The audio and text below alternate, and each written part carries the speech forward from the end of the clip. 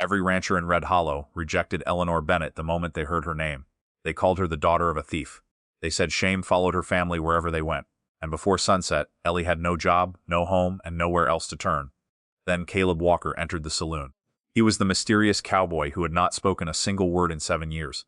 Without asking her a question, he picked up her suitcase and chose her in front of the entire town. No one understood why. But when Ellie discovered what Caleb had hidden for 7 years, she realized his silence was connected to the darkest moment of her family's past. And the man who had rescued her might also be the reason her life had been destroyed. By the time Eleanor Bennett stepped down from the stagecoach in Red Hollow, a man was already losing everything he owned. Ellie had barely placed one boot on the dusty street when she heard a woman crying near the bank. A dozen townspeople stood in a silent semicircle as Sheriff Amos Reed led 6 cattle away from a gray-haired rancher. Beside the rancher, his wife clutched his arm and begged the sheriff to stop. "We paid that debt," the rancher insisted. "Every dollar. Ask anyone at the bank." Standing on the wooden sidewalk was Silas Crowley, the wealthiest landowner in Red Hollow. His black coat was spotless, his boots were polished, and his silver watch chain gleamed beneath the Montana sun. Silas held up a document. "The paper says otherwise, Mr. Boone." Elias Boone stared at the document as though it were a weapon. "That signature isn't mine." Sheriff Reed lowered his eyes. Silas smiled without warmth. "A man without papers has no truth." No one challenged him. Not the banker standing behind the window, not the shopkeepers watching from their doors, not even the pastor, who quietly removed his hat as Elias's cattle were driven away. Ellie watched the animals disappear down the street. She knew the expression on Elias Boone's face. It was the look of a person being told that a lie mattered more than his own memory. She had seen that same look on her father. The stagecoach driver placed Ellie's worn suitcase beside her. "You sure this is where you want to be, miss?" Ellie looked at the wooden buildings, the distant ranches, and the faces that had already turned away from Elias Boone. "No," she answered quietly, "but it's where I need to be." She carried one suitcase, a silver locket that had belonged to her mother and a letter she had read so many times that the folds were beginning to tear. Her father, Thomas Bennett, had once owned land outside Red Hollow. 7 years earlier, he had been accused of forging property deeds and stealing money from neighboring ranchers. The accusation had destroyed him. His ranch was seized, his friends abandoned him, and his family left town beneath a cloud of shame. Thomas died still claiming he was innocent.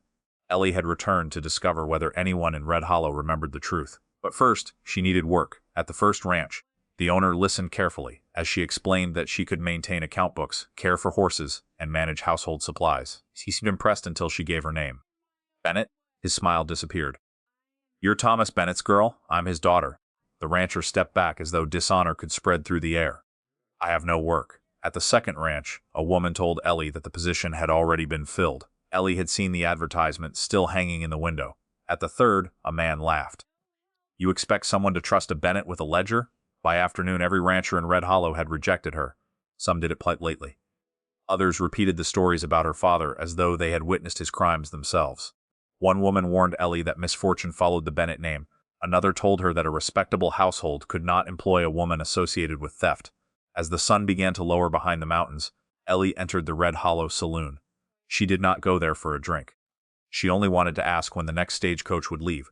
The room quieted when she approached the bar. Before the bartender could answer, Silas Crowley spoke from a table near the window.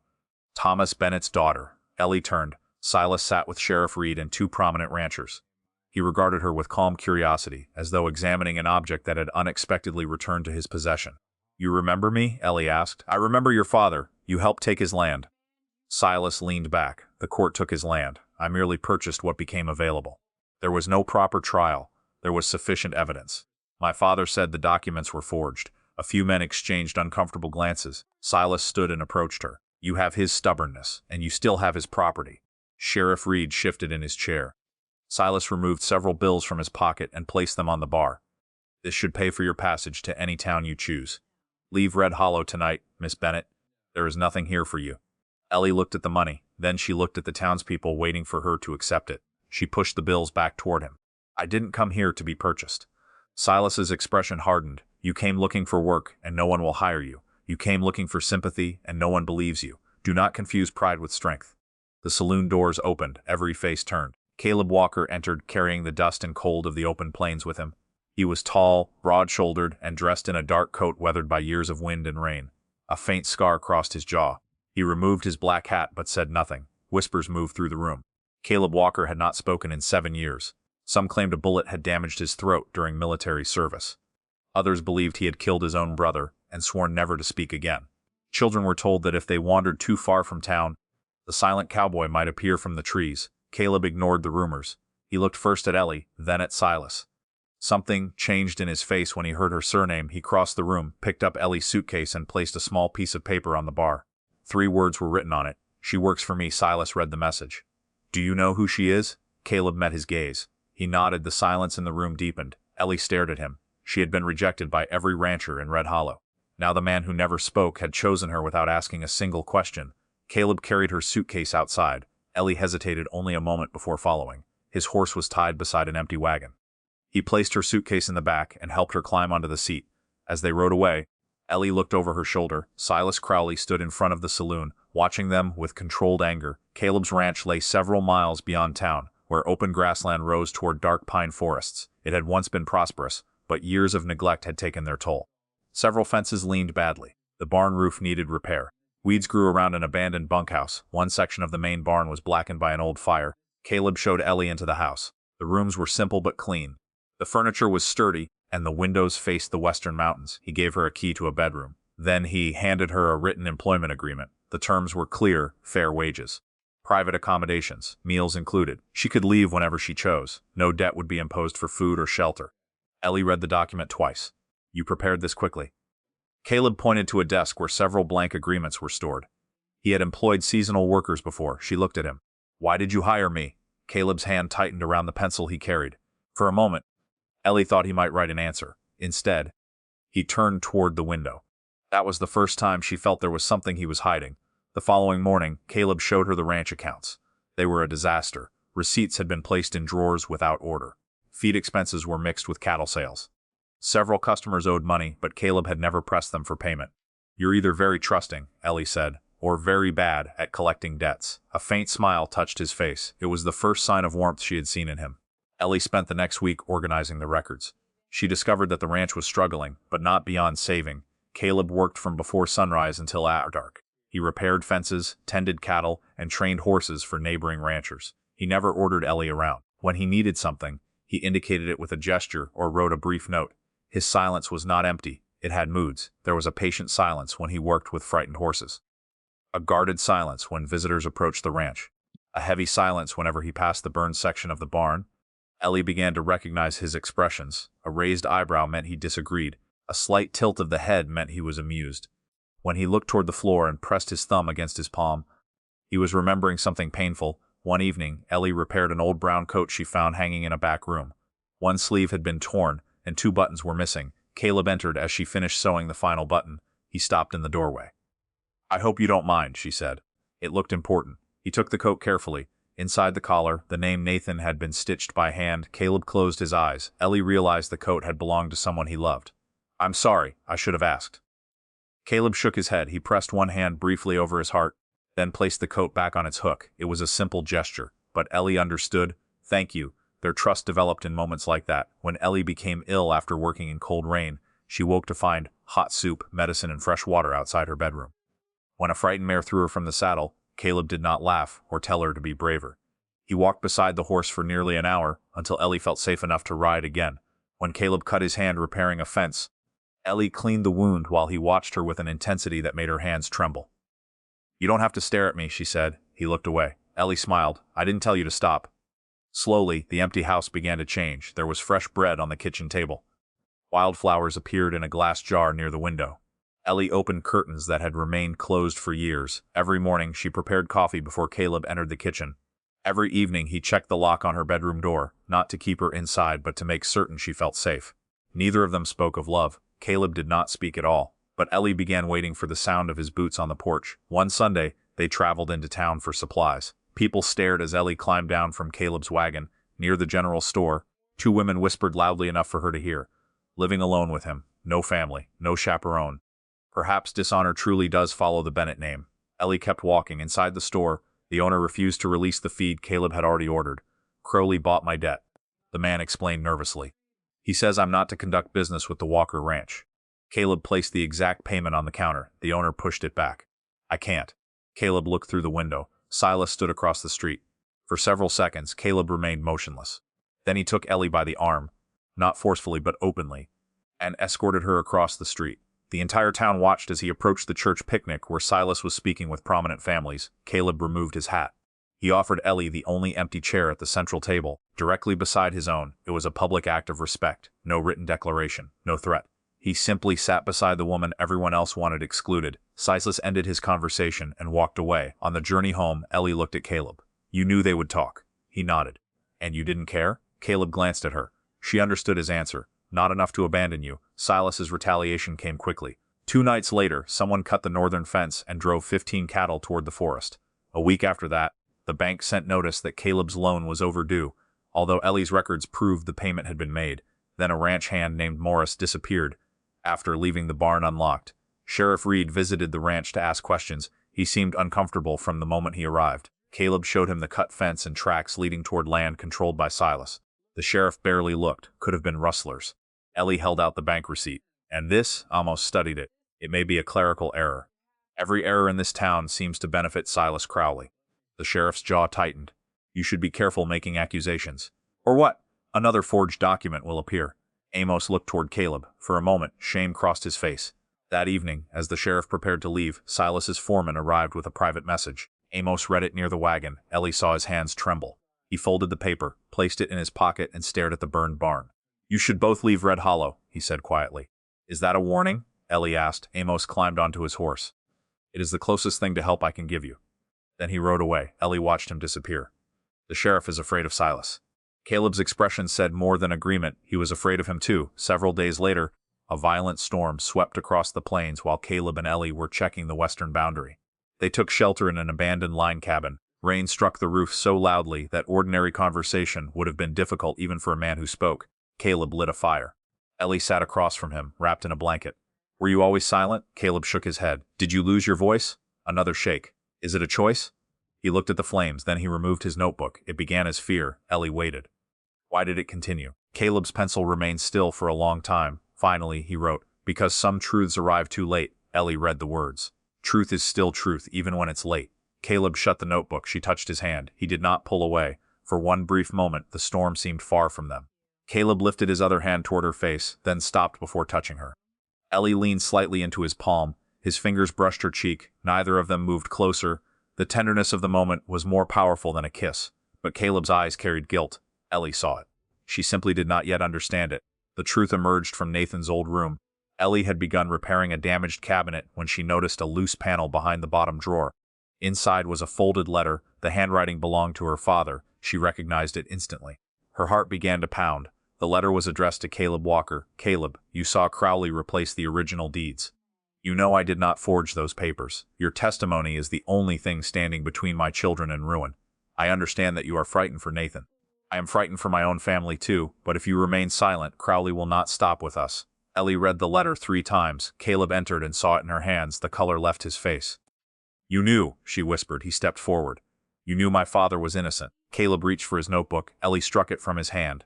"No, do not hide behind that now." He froze. "My father begged you to tell the truth." Caleb's lips parted. No sound came. "Were you there when Silas changed the deeds?" Caleb nodded. Ellie's eyes filled with tears. "And you said nothing." He bent down and retrieved the notebook. His hand shook as he tried to write. Ellie took the paper before he finished. The first words were enough. Silas threatened Nathan. "So you protected your brother and allowed my family to be destroyed." Caleb looked at her with anguish. "What happened to Nathan?" He glanced toward the burned barn. Ellie finally understood that Nathan had died there, but grief did not erase betrayal. "You did not choose me because you believed in me," she said. "You chose me because you could no longer live with what you allowed."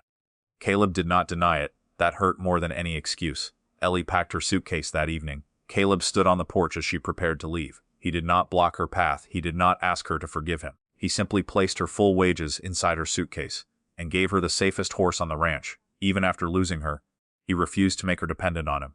Ellie returned to Red Hollow and rented a small room above the bakery. The following morning, Sheriff Reed appeared at her door. He looked pale. "Eleanor Bennett, you are under arrest." "For what?" He entered the room with 2 deputies. Inside a drawer, one deputy found stolen bank bonds. Ellie stared at them. "I have never seen those." Amos could not meet her eyes. At the jail, Silas visited her. "You should have taken the stagecoach. You planted those bonds. That is a serious accusation. My father was innocent." Silas stepped closer to the bars. "Your father made the mistake of believing truth has power by itself. He left her alone. Caleb arrived before sunset. Sheriff Reed refused to open the cell. Caleb wrote that Silas had planted the evidence. Silas, who had remained in the office, laughed. A written accusation from a coward is not testimony. Caleb stared at him. Silas moved closer. Your little notes may impress a lonely woman, but they will not save her in court. For the first time, Caleb seemed to understand the full cost of his silence. A written message could offer work. It could express kindness. It could preserve thoughts. But it could not stand beneath oath and accuse a powerful man before a judge. Caleb returned to the ranch alone. He entered the burned barn for the first time in 7 years. The smell of smoke no longer remained, but his body remembered it. He saw Nathan trapped behind falling timber. He heard himself attempting to shout for help and producing nothing but air. Caleb gripped a support beam until the memory passed. Nathan had carved symbols into wood when they were boys. Arrows, stars, and small crosses used to mark hiding places during childhood games. One symbol remained beneath a blackened post. Caleb removed the damaged boards. Under the floor was a metal box. Inside, he found altered land deeds, bank ledgers, payments made to Sheriff Reed, and letters connecting Silas to fraudulent loans. There was also an unfinished statement written by Nathan. Silas Crowley ordered the Bennett deeds changed. Caleb witnessed the exchange. I have hidden copies in case. The sentence ended there. The documents were powerful, but Caleb knew Silas would call them forgeries. The evidence needed a living witness. It needed a voice. Ellie's hearing filled the small Red Hollow courthouse. Silas sat confidently behind the prosecutor. Sheriff Reed testified that stolen bonds had been found in Ellie's room. 2 men claimed they had seen Ellie near the bank after dark. Neither looked directly at her. The prosecutor spoke repeatedly about Thomas Bennett. Fraud may pass from one generation to the next, he declared. Ellie's lawyer objected, but the damage was done. Her surname had become evidence. Then the courthouse doors opened. Caleb entered carrying Nathan's metal box. The room erupted in whispers. He placed the documents before the judge. The bank records showed payments to Amos Reed. The altered deeds carried an unofficial registry seal. Several loans appeared to have been created after the supposed borrowers had already repaid them. Silas remained calm. Documents hidden by a dead man and delivered by a mute, he said. How convenient. The judge examined the records. Mr. Walker, do you claim to have personal knowledge of these deeds? Caleb nodded. Did you witness Silas Crowley replace the original Bennett documents? Caleb opened his mouth. Nothing came. Silas smiled. The judge repeated the question. Mr. Walker, did you personally see the accused alter those records?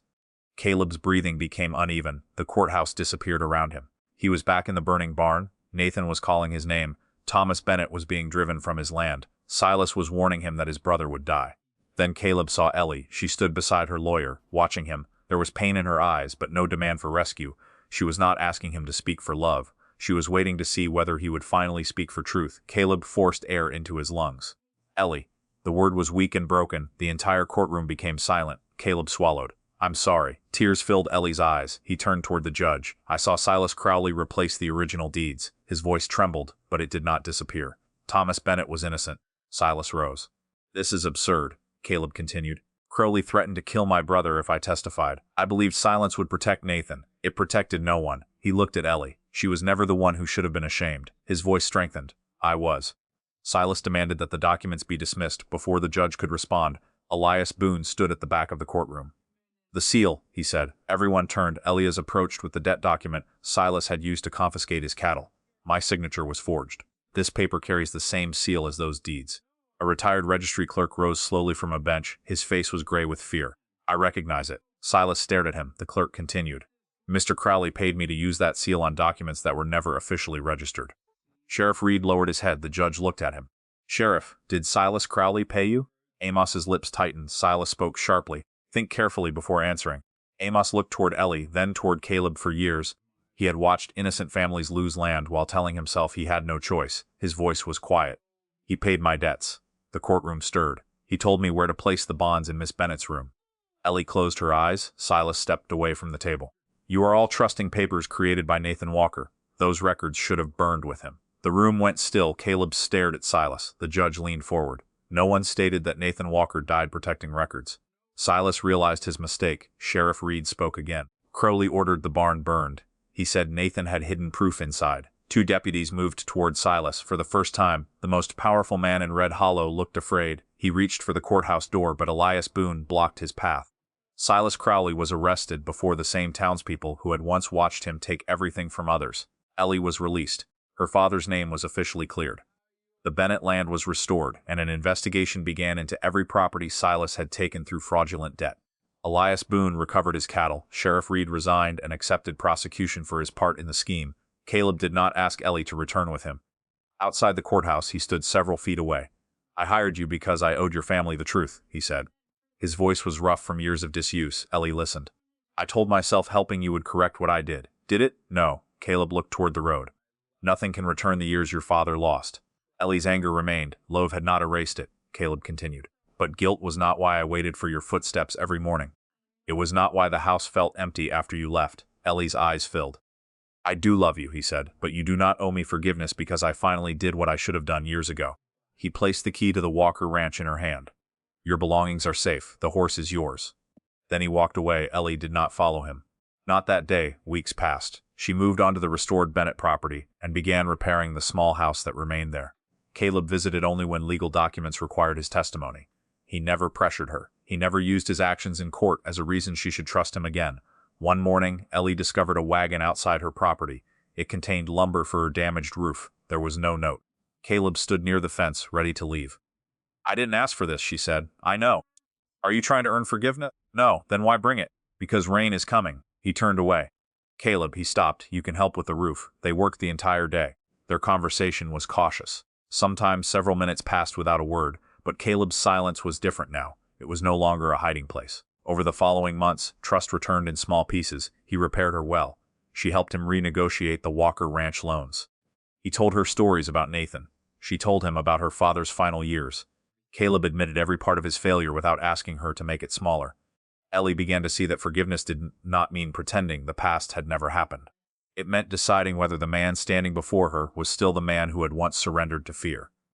He was not. The following spring, Ellie and Caleb combined the Bennett property with the Walker Ranch. They rebuilt Nathan's barn, but left one blackened beam above the entrance as a reminder of the cost of silence. Their ranch became known for employing widows, immigrants, injured workers, and others whom respectable families had rejected. Caleb spoke more often, though he remained a quiet man. His voice did not transform him into someone else. It simply proved that fear no longer owned him. One evening, Ellie found him standing on a hill overlooking the cattle.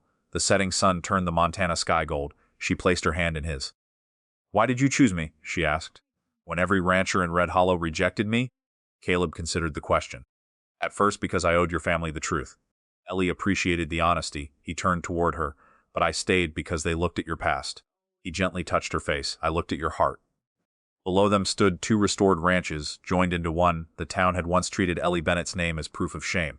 Now that name appeared above the gate beside Caleb's, not because a silent cowboy had given her dignity, but because he had been the first person in Red Hollow brave enough to recognize that no lie had ever taken it away. And so, beneath the endless Montana sky, Ellie and Caleb discovered that the truth may be delayed, buried, and even silenced, but it cannot remain hidden forever. Ellie's story reminds us that the judgments of others do not determine our worth. A lie repeated by an entire town was still only a lie. She had never been the shame people claimed she was. She was a courageous woman who refused to abandon the truth, even when standing alone. Caleb's journey teaches us something equally important. Regret by itself cannot repair the past.